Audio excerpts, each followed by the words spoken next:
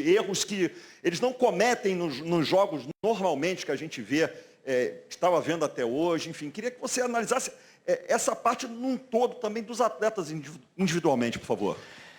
Eu acredito assim que se houve, como você falou, esses erros técnicos ou de desconcentração e se isso houve realmente, isso é responsabilidade minha, é do treinador, porque então fui eu que não coloquei eles concentrados da forma que deveria ter colocado. Eu não acho que tenha sido isso. O que eu sim acredito foi que até o gol, nós estávamos fazendo um bom jogo, com algumas chances, eles não tinham quase chegado na nossa área. O time estava sendo vertical, da forma que eu estava pedindo, e a partir do gol realmente começamos a acelerar mais, começamos a ficar um pouco mais ansiosos, e isso são por vários motivos, mas o principal motivo deles é porque são as minhas escolhas, porque como eu falo para eles e falo para vocês também, sou eu que escolho a tática, sou eu que escolho os jogadores que entram no campo, e se em algum momento eles dentro do campo não se sentiram confortáveis, ou não achavam soluções, ou não se sentiam dominando todos os espaços, isso é culpa única e exclusivamente do treinador. Então, eu isento eles de toda essa culpa porque realmente eu penso, se o time não estava concentrado, eu deveria ter concentrado melhor, eles. Mas não acho que foi isso, todo mundo correu bem e não fizemos um bom jogo. Não soubemos lidar com o placar adverso e estava muito tempo sem estar atrás do placar, assim, dessa forma, e instaurou o caos, coisa que eu odeio, e agora vou trabalhar para tentar fazer o caminho sólido do mesmo jeito que a gente vinha fazendo até hoje. Não tem outro caminho senão o trabalho. Felipe, boa noite. Igor Siqueira do UOL. Então, nessa esteira que você falou, por que o caos hoje foi instaurado e o quanto muda a perspectiva dessa rearrumação do time com a volta do Pedro a partir de agora?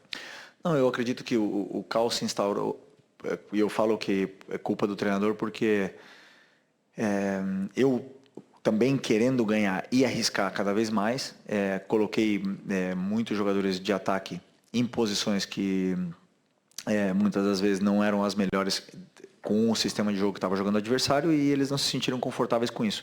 Então eu mudei a estrutura do time para tentar vencer de uma forma que não havíamos treinado. Não só eu fiz o time jogar pior, senão também sofremos algumas transições. Então muito simples isso, muito simples, coisa que eu que tenho que corrigir e trabalhar para que isso não volte a acontecer. E o Pedro vai trabalhar, vai ter muito feliz por tê-lo de volta, é um jogador super importante e diferencial para a gente. E agora espero que ele possa ter uma sequência de treinamentos, de minutos, para poder voltar à forma ideal para conseguir jogar um jogo todo. Felipe Luiz, Laje do Alfovo aqui da Flamengo TV.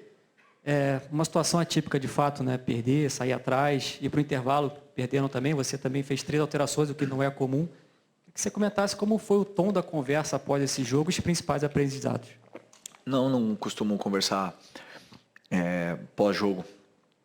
Simplesmente temos um jogo domingo. Isso é o bom do futebol, que te dá uma oportunidade nova de poder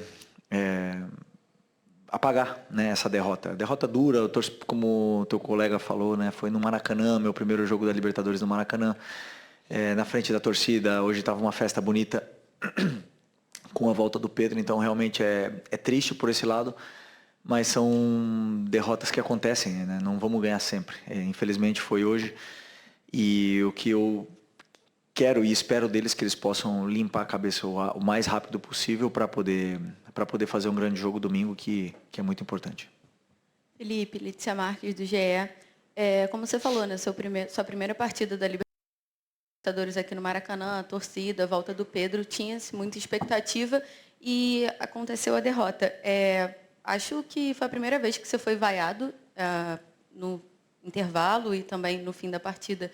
Como foi para você esse cenário e o que você acha que significa essa vaia da torcida? Você acha que tem relação ao desempenho de hoje ou talvez esperar mais um futebol melhor do time?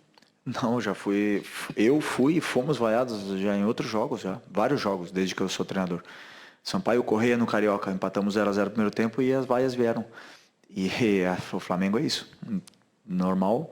Estamos acostumados, amamos estar aqui, escolhemos estar aqui e tem um peso vestir essa camisa aqui. É o clube que mais cobra do Brasil e esses jogadores estão preparados, eu também estou preparado para enfrentar essa pressão. É uma pressão que me desafia e me faz crescer e me faz ser melhor. Então,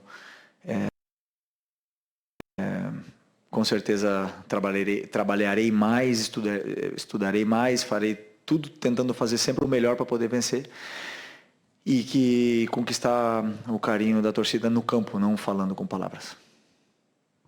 Boa noite, Felipe. Léo José do Coluna do Fla. O Flamengo ele fez um bom Campeonato Carioca e no momento que vira a temporada a partir do Campeonato Carioca, aí teve a dificuldade para ganhar do Tátira e do Vitória. Tudo bem que foi uma semana ali muito complicada de logística, em termos de logística, viagem para a Venezuela e tudo.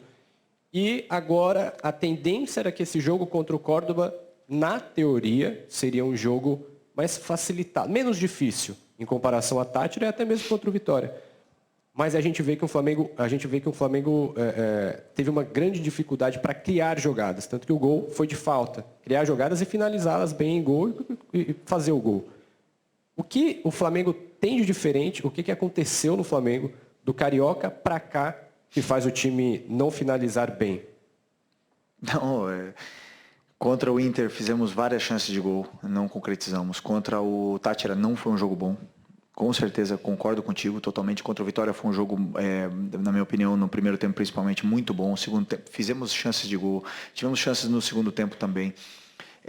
E hoje, até o gol, estávamos fazendo um bom jogo e estávamos criando chances de gol. Não era nosso melhor, não era nosso melhor jogo, talvez no controle de jogo e na construção das jogadas, a gente estava sendo um time mais vertical também, porque o adversário nos oferecia mais espaços, arriscava mais e nos oferecia esses espaços e a gente não conseguiu aproveitá-los.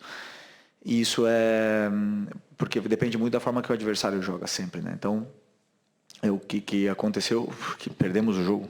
E quando a gente perde o jogo, tudo parece estar horrível. Está ruim, é um caos e não é. Não é. Temos que sim.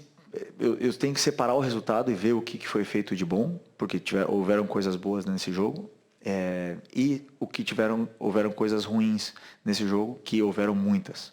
E aí meu trabalho é corrigir e tentar trilhar de novo o caminho para poder jogar do jeito que a gente sempre quer. Felipe, boa noite. Gustavo Zupac, escutamos aí o Felipe Luiz e, sem ainda falar em caos, mas para dar uma assustadinha ainda maior para o torcedor do Flamengo, nesse momento a LDU, já estamos caminhando para o final do jogo, no máximo mais 15 minutos, vai batendo o Tátira por 2-0. Chega a 4 pontos, um a mais que o Flamengo, o Central Córdoba também tem 4 e os dois próximos jogos do Flamengo são fora de casa, na ordem contra a LDU e Central Córdoba. O Flamengo deve se classificar, mas não vai ser a moleza que se imaginava. Assim, embora tenha perdido hoje para o Central Córdoba, o jogo da Argentina é um jogo para o Flamengo entrar como favorito para ganhar também. O jogo no Casablanca contra a LDU, aí já é um pouco mais complicado, porque é muito difícil. Raramente os times têm facilidade, até vencem, mas raramente tem facilidade para isso.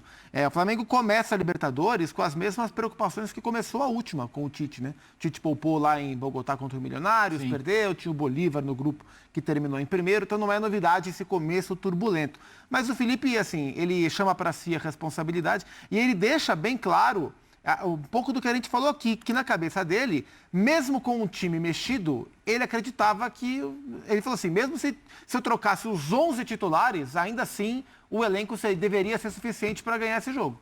Então ele acreditava que deveria Mesmo jogar. Assim, assumiu a responsabilidade pela derrota. E falou, olha, ele acreditava que sem Gerson, sem Wesley, sem Pulgar, o Flamengo teria condições e deveria sobrar contra o Central Córdoba. Não sobrou. Ele assume para si a responsabilidade. Sendo assim, a falha dele seria não conseguir mobilizar os jogadores como deveria. Talvez. Esse é um raciocínio meio lógico, que talvez ele até tenha assumido, de certa maneira, na entrevista que ele deu agora.